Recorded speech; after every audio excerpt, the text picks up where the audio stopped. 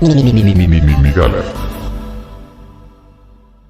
Yo creo que también hay otros casos de migración del primer mundo donde no vienen porque se la estén pasando mal o no vienen porque quieren una vida mejor, simplemente las condiciones económicas hacen que viajen para acá, trabajan en una empresa y de repente, oye, güey, vamos a abrir una sucursal en México, y entonces, ¿qué pedo? ¿Te jalas para acá? Y entonces dices, pues sí, güey, vamos a ver qué hay allá, ¿no? Entonces, yo lo veía, apenas salió había un reportaje, no me acuerdo de quién es, pero es de la planta en Nuevo León, cuando llegó Kia y cuando llegaron las ensambladoras coreanas, hicieron una pequeña Corea en Nuevo León. O sea, entonces está llena de pinches coreanos, ¿no? Entonces muchos de esos coreanos, pues no venían ni a encontrarse a sí mismos, no venían, o sea, Se simplemente abrió una posición acá y chingale. se abrió, hay un chingo de chamba acá y entonces tienen que venir coreanos acá, ¿no? Entonces los coreanos llegan y hacen comunidad, pero es bien cagado porque son coreano-mexicanos, güey. O sea, ya se Como la adaptaron. amiga. Son coreano-mexicanos, güey. O sea, y entonces es bien chido ver cómo, o sea, coreano-mexicanos que al final como coreanos y que trabajan para una empresa coreana les va mejor que al mexicano promedio. Obviamente sí tienen sí tienen mayores beneficios, pero han construido comunidad. Entonces también ahí para romper con el argumento xenófobo de pareciera que todos los del primer mundo que vienen para acá vienen en el plan hedonista, y no, o sea, hay unos que simplemente por circunstancias están aquí. Y esa circunstancia los hace también extrañar su tierra, cabrón. Los hace extrañar, o sea, los coreanos que están ahí por lo menos dicen, yo sí extraño Corea, güey, pero en Corea me va mejor aquí de lo que me iba en Corea, ¿no?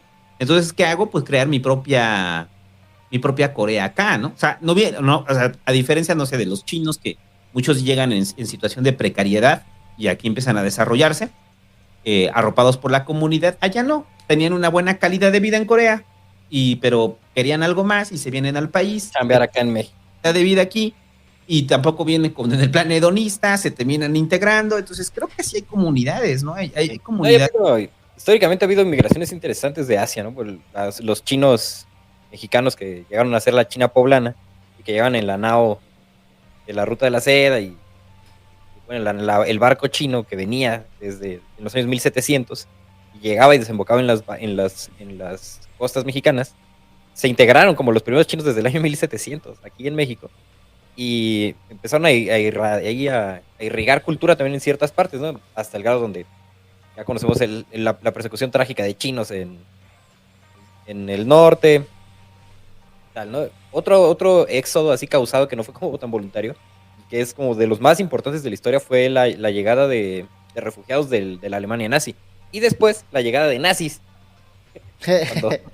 Cuando cayó el Tercer Reich, llegaron un montón de nazis. Te lo conté ahorita, mi vecino el alemán, que yo siempre que quería saber de su infancia, el señor Juárez ahí chingaba a la madre y me interrumpía con sus mamadas, güey, y nunca me contó bien la historia, pero pues él lo que me dio a entender fue que llegó morro, llegó con sus papás venían después de que acabó la Segunda Guerra Mundial, alemanes, y lo que representó para él ser un niño alemán en el México post Segunda Guerra Mundial, ¿no? O sea, sufrió bullying el güey y no hablaba español, entonces dice que lo único que, bueno, lo recuerdo esa charla, lo que me decía es, lo único que realmente hizo que me terminaran adoptando o teniendo amigos fue que era bueno para el fútbol. Entonces el güey era bueno para el soccer y en las retas del barrio decían, ¿quién? Al alemán. Y entonces el alemán, güey, terminó hablando español y al final ya de su vida, cuando íbamos a comer a los pozoles, pues tú lo veías y decías, pues es un mexicano, güey, pero güero, o sea, nada más, o sea, un güero, ¿no? Integrado ya completamente. Era más mexicano que nada, ¿no? Lo veíamos ahí como nos íbamos a comer nuestros pozoles, ¿no? Pero bueno, ese fenómeno migratorio yo le sumaría otro, el de la República Española. Naturalmente el exilio español en México. El exilio español también nos nutrió a nivel cultural muy cabrón. O sea, porque en el exilio español llegó la élite intelectual española al país, ¿no? O sea, de hecho, el exilio español, bueno, el franquismo indirectamente generó el boom latinoamericano cuando censuraron todas las editoriales españolas y el mercado editorial volteó hacia Sudamérica. Se dio paso también económicamente a que se le pudiera pagar a García Márquez, a Borges para hacer la revista Sur. Y de una u otra forma, también con el crecimiento propio de la región, aunado a eso el crecimiento de la economía de las editoriales, surge esta cosa que llamamos el boom con sus autores representativos, ¿no? Con Lázaro Vargas Llosa, Márquez, o Fernando del Paso.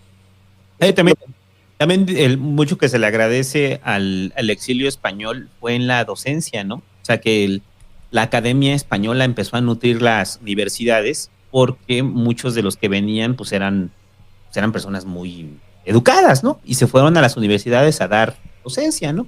Sí. O sea, la comunidad española se termina integrando acá y hasta la fecha todavía hay o sea, cada vez que se conmemora la llegada de los niños del exilio español, o sea, la comunidad española se junta, o sea, ya como comunidad española mexicana, y hacen como una recapitulación de lo que han aportado ellos como comunidad española. Y es chido, ¿no? O sea, sí. Una cosa chingona, o sea, que nos nutrió como país. Entonces... Llegó Buñuel. Por eso tenemos los olvidados. Nada. No, y bueno, pero hay una hipótesis interesante que es como el lado contrario de los nazis que llegaron a Alemania. Y es la hipótesis de Roberto Bolaño. No sé si alguna vez platicamos acerca de la hipótesis del libro 2666 de Bolaño. Son 5 libros, en realidad, 5 novelas que él había planteado como una saga de libros que escribió así y los publicó de putazo porque ya estaba a punto de morir y tenía que dejarle dinero a sus deudos. Entonces dejó esas 5 novelas para antes de morir, y la última novela es sobre un migrante alemán nazi. Más o menos la tesis que trae Bolaño con este personaje es que él migra de la Alemania nazi, hacía experimentos ahí con personas, y el güey lo hacía de alguna manera por enfermedad, trastorno mental, parafilias, y estando en Argentina inició con experimentos también con personas y a grabarlos para hacer pornografía y hacer videos snuff. Y después ese güey y los videos que él hacía se empezaron a asociar con otras personas, otros nazis y otros delincuentes sudamericanos, y poco a poco fue llegando así hacia una escalada de violencia en toda Latinoamérica, al grado de relacionar a este nazi con algunos casos de las muertas de Juárez en el norte de México. Entonces se hablaba no de una desaparición de la violencia nazi, sino de una migración de la violencia nazi hacia América Latina.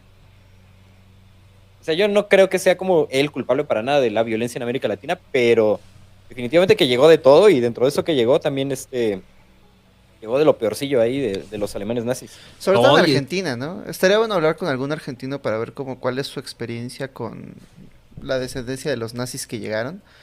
Dicen que hay un pueblo cerca, es leyenda urbana, ¿no? Pero dicen que hay un monte muy cerca de San Luis, Argentina, donde hay una mansión en la cima, y te subes y la mansión es igualita al nido del águila, donde solía vacacionar Adolfo Hitler en los Alpes. Entonces cuenta la leyenda urbana, que ahí es a donde fue a pasar sus últimos años. Sí, que decían que andaba en Argentina Hitler, que no murió. Ajá, y de vez en cuando los argentinos descubren entre el baúl de recuerdos de sus abuelos un casco con 2 rayitos y dicen, mira, mi abuelo era electricista. Era de la CFE. Ahí les va otra de la migración que apenas, bueno, ves que en el puerto está el monumento a los migrantes libaneses. ¿En cuál puerto? O sea que en el puerto de Veracruz. En el puerto de Veracruz hay un monumento a los migrantes libaneses. Entonces, yo estaba revisando como la lista de los apellidos libaneses, y pues, tan solo el señor Slim o sea, tiene de ascendencia libanesa, ¿no? ¿A poco el señor Slim es libanés? Tiene de ascendencia libanesa. Gracias a los libaneses tenemos los tacos al pastor. Güey, está bien cabrón el pedo no, deja de los tacos al pastor, o sea, el taco árabe, o sea, que es un poblano, ¿no? Este acá, o sea, y ves que en Puebla está lleno de pinches tacos árabes. Y los mejores son de Puebla, sí. O sea, los libaneses entran por Veracruz, se quedan un rato en Veracruz y después avanzan hacia Puebla, y entonces en Puebla es donde encuentran Puebla y la Ciudad de México es donde los libaneses encuentran su lugar, ¿no? Entonces, aportaciones de los libaneses, hay un chingo, güey, o sea, por ejemplo, clase política ahí que se quedaron, porque también los libaneses venían con el rollo o sea, no de invertir, ¿no? Sino de prosperar acá, ¿no? Entonces, cosas que tenemos como asimiladas dentro de nuestra, o sea, sobre todo en la vida de la metrópoli, o sea, que ya son como normales, dices, güey, les trajeron los pinches libaneses. Hubo un éxodo cincuentero ahí de esa migración. Hay una película, de hecho, con actor malísimo mexicano, que representa un libanés así pero súper exagerado, ¿no? Que habla como soy árabes. Y vende telas el güey, y sale ahí en unas telerías del centro histórico de la Ciudad de México. Pero ahora que mencionas esa región, por ejemplo, es muy interesante la diversidad en Veracruz. Es un puerto y la llegada ahí era grandísima. Hay regiones enteras donde los apellidos son chinos, o sea, que se llama Chan o Yan, tienen apellidos chinos. Y también están algunas de las poblaciones negras más como fuertes, enclaustradas de México, que se desarrollan con más libertad ahí en Veracruz y en Oaxaca y en Guerrero, está lo que se llama la Costa Negra. Y áreas. Bueno, pero poblaciones esa enteras migración no fue voluntaria. no fue voluntaria. De hecho, el primer pueblo libre de América Latina, Palenque, San Basilio Palenque, es un pueblo de cimarrones en Colombia. Se llaman cimarrones a los esclavos negros que se escapaban y se iban a caminar por el bosque. Y el primer pueblo que fundaron esos cimarrones, San Basilio Palenque, por ahí de los años 700 también. Por ejemplo, los peinados con trencitas que se hacen entre los negros colombianos, esos peinados de trenzas eran mapas para poder encontrar las rutas dentro de la selva. O sea, se peinaban los mapas del camino dentro de la selva. ¿Cómo se hacían el loro? O sea, agarraban así un loro y daban tantito, pues, güey, me hubiera perdido. Te hubieras perdido, vale. ¿A dónde vamos? No, pues ya píntame el plumón, güey. Pero, o sea, cuando tú lo ves como muy normal, ok, hay un negro en Guerrero y las comunidades negras están ahí, son comunidades afro, pero afro ahí en Guerrero, en Oaxaca y en Veracruz. En la costa de Guerrero también había... Es complicado llegar, güey, está muy cabrón llegar desde allá. Entonces, empiezas a recapitular y es desde que se los robaron de África, los trajeron acá en rutas comerciales, los esclavizaron aquí y después se liberaron y empezaron a dispersarse por el mundo. La migración negra es un fenómeno también digno, ¿no? De su propio apartado. Paco Ignacio Tebodós describe un momento de la guerra de independencia cuando Vicente Guerrero, el que después le prestó su nombre al estado, estaba organizando a las comunidades de esclavos liberados, ¿no? Y traía ahí su batallón y iban a cruzar un río y decidieron, pues vamos a bañarnos porque pues ahorita no está el ejército español, tenemos tiempo, se encueraron todos los negros y se metieron a bañar al río. Y en eso va llegando el güey que les cuidaba la retaguardia y dice, ahí vienen los españoles, ahí vienen los españoles. Pues en chinga estos güeyes agarraron sus machetes, no alcanzaron a vestirse. Entonces cuenta Paco Ignacio, imagínate el terror que sintieron los españoles cuando ven llegando este batallón de cimarrones encuerados con el machete en un lado y con el tripié del otro. No, pues se dieron la media vuelta y escaparon.